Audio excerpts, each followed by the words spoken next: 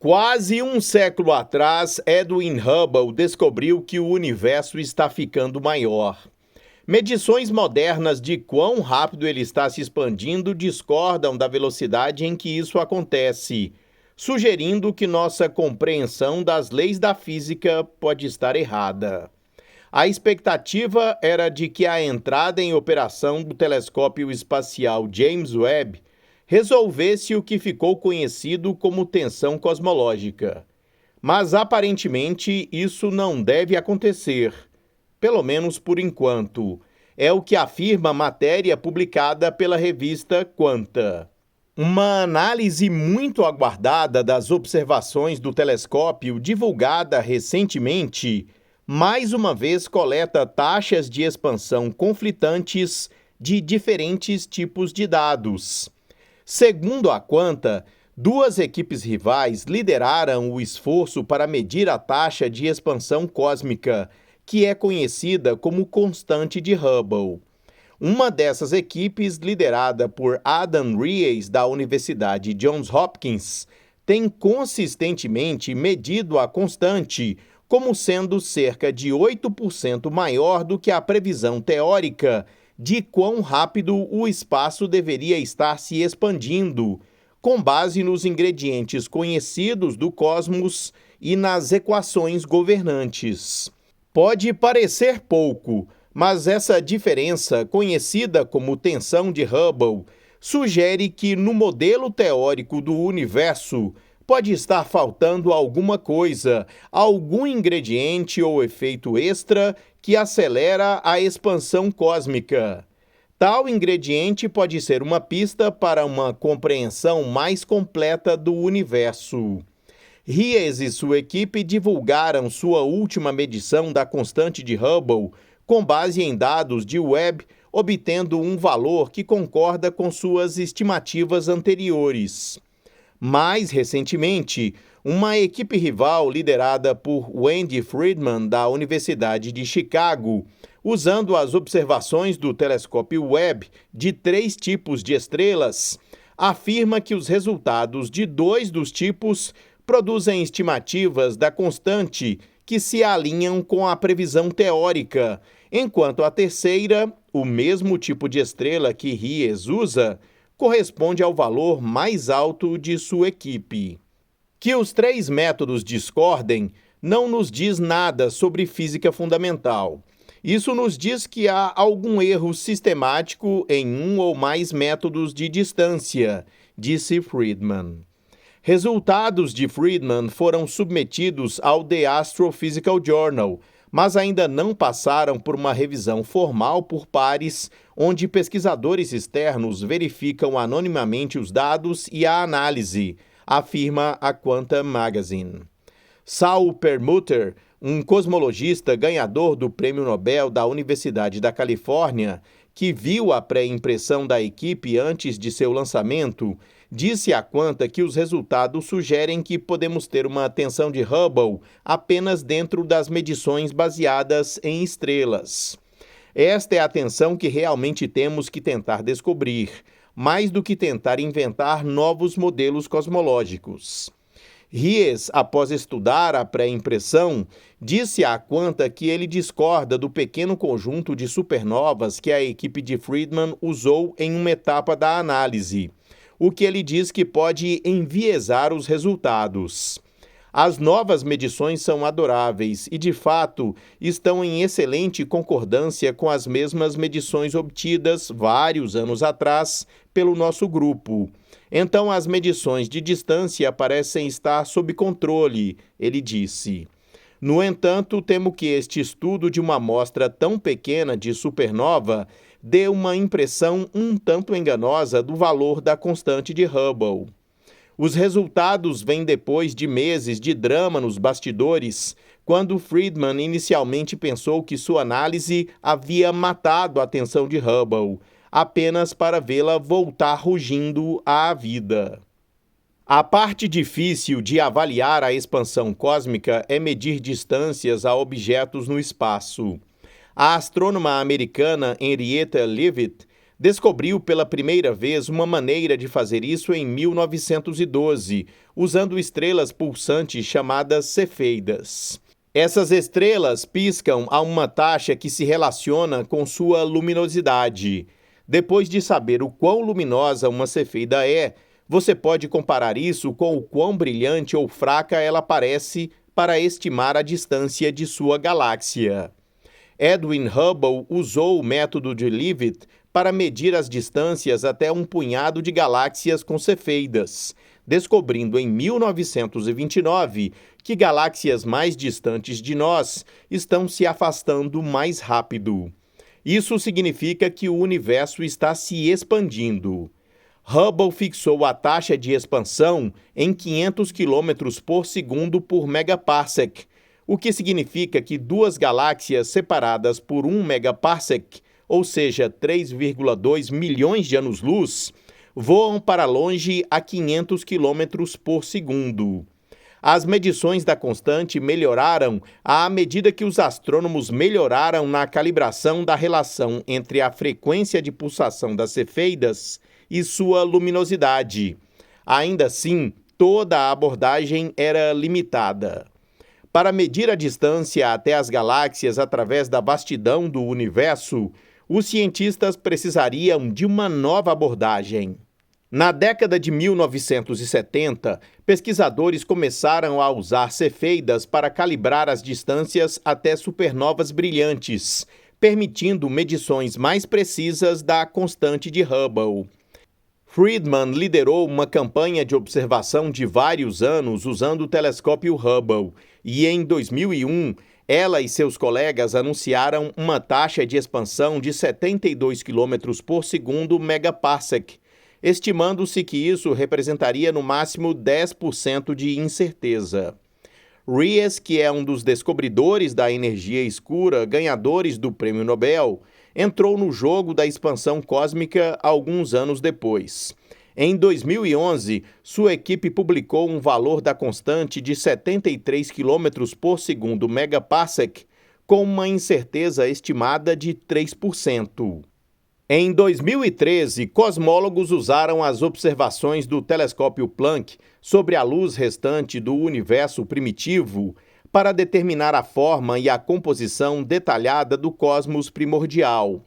Eles então conectaram esses ingredientes à teoria geral da relatividade de Einstein e evoluíram o modelo teórico para frente para quase 14 bilhões de anos, para prever o estado atual do universo.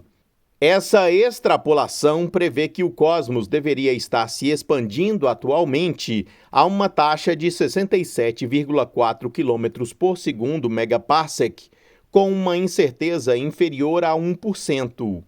A medição da equipe de Ries, mesmo com uma precisão melhorada, permaneceu em 73. Esse valor mais alto implica que as galáxias hoje estão se afastando mais rápido do que deveriam, de acordo com a teoria. Se for uma característica real do universo, então está nos dizendo que estamos perdendo algo no mundo cosmológico, disse Ries. Esse algo faltando seria o primeiro novo ingrediente do cosmos a ser descoberto desde a energia escura. Teóricos especulam sobre sua identidade. Talvez seja uma forma adicional de energia repulsiva que durou um breve tempo no universo primitivo, ou talvez sejam campos magnéticos primordiais gerados durante o Big Bang. Ou talvez o que está faltando tenha mais a ver conosco do que com o universo. Alguns cosmólogos, incluindo Friedman, suspeitam que erros não conhecidos são os culpados pela discrepância.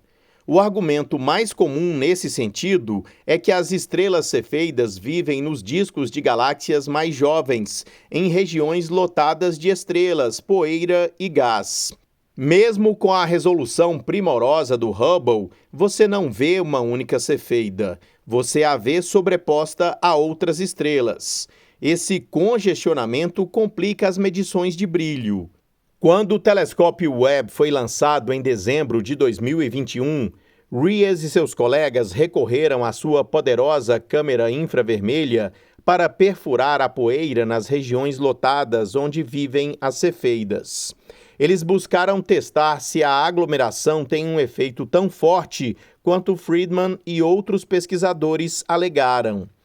Quando compararam os seus novos números com as distâncias calculadas a partir dos dados do telescópio Hubble, vimos uma concordância fenomenal, disse Gangadip Anand, um membro da equipe baseada no Space Telescope Science Institute. Isso nos diz basicamente que o trabalho que foi feito com o Hubble ainda é bom. Os seus últimos resultados com o Webb reafirmaram o valor da constante que mediram com o Hubble há alguns anos, 73 mais ou menos 1 km por segundo megaparsec. Dada a preocupação com a aglomeração, no entanto, Friedman já havia se voltado para estrelas alternativas que poderiam servir como indicadores de distância. Elas são encontradas nos arredores das galáxias, longe da multidão. Um tipo é a estrela gigante vermelha, que é uma estrela idosa com uma atmosfera inchada que brilha intensamente em luz vermelha. À medida que envelhece, uma gigante vermelha acabará por inflamar o hélio em seu núcleo. Naquele momento, tanto a temperatura da estrela quanto seu brilho caem repentinamente, disse Kristen McQueen, uma astrônoma do Space Telescope Science Institute, que liderou um projeto de telescópio Webb para calibrar medições de distância com gigantes vermelhas. Uma galáxia típica tem muitas gigantes vermelhas. Se você plotar o brilho dessas estrelas em relação às suas temperaturas, verá o ponto em que o brilho delas cai. A população de estrelas logo antes da queda é um bom indicador de distância, porque em cada galáxia essa população terá uma distribuição similar de luminosidade. Ao comparar o brilho observado dessas populações estelares, os astrônomos podem estimar distâncias relativas. Como qualquer método, os físicos devem deduzir a distância absoluta de pelo menos uma galáxia âncora para calibrar toda a escala. Para sua âncora, Rees, Friedman e outros grupos usam uma galáxia próxima em comum, cuja distância absoluta foi determinada geometricamente através de um efeito de paralaxe. Usar gigantes vermelhas como indicadores de distância é mais complexo do que usar cefeidas.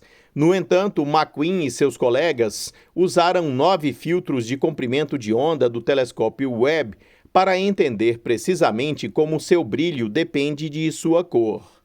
Friedman e sua equipe solicitaram tempo do telescópio Webb para observar gigantes vermelhas, estrelas gigantes ricas em carbono, que pertencem ao que é chamado ramo gigante assintótico, junto com indicadores de distância mais estabelecidos, as cefeidas em 11 galáxias. Sou uma forte defensora de métodos diferentes, disse a cientista Abigail Lee. Os 3 grupos calcularam suas medidas de distância com um deslocamento aleatório exclusivo adicionado aos dados. Quando se encontraram pessoalmente, eles removeram cada um dos deslocamentos e compararam os resultados. Todos os 3 métodos deram distâncias semelhantes, dentro de 3% de incerteza. Foi de cair o queixo, disse Friedman. A equipe calculou 3 valores de constante, um para cada indicador de distância. Todos ficaram dentro do intervalo da previsão teórica de 67,4. Naquele momento, eles pareciam ter apagado a atenção de Hubble. Mas quando eles aprofundaram sua análise para escrever os resultados, eles encontraram problemas. A análise das gigantes ricas em carbono foi boa, mas as outras 2 estavam erradas. A equipe notou que havia grandes barras de erro na medição de gigantes vermelhas. Eles tentaram reduzi-las incluindo mais estrelas, afirma Quanta. Mas quando fizeram isso, descobriram que a distância até as galáxias era menor do que eles pensavam inicialmente. A mudança produziu um valor de constante maior. Na análise das cefeidas, a equipe de Friedman descobriu um erro. Em cerca de metade das cefeidas, a correção para a aglomeração havia sido aplicada 2 vezes. Corrigir isso aumentou significativamente o valor da constante resultante. Isso nos trouxe mais acordo com Adam Rees, o que deve deixá-lo um pouco mais feliz, disse Friedman. A tensão de Hubble foi ressuscitada. A combinação dos métodos e incertezas produziu um valor médio da constante de 69,93, com uma incerteza de 4%. Essa margem de erro se sobrepõe tanto à previsão teórica para a taxa de expansão cósmica, quanto ao valor mais alto da equipe de Ries. Ainda não temos, eu acho, a evidência para concluir inequivocamente que há uma tensão de Hubble, disse Friedman. As equipes de Ries e Friedman também prevêem que os próximos anos de observações do telescópio James Webb permitirão que eles encontrem uma resposta com seus métodos tradicionais baseados em estrelas. Com a melhoria dos dados, isso vai ser resolvido.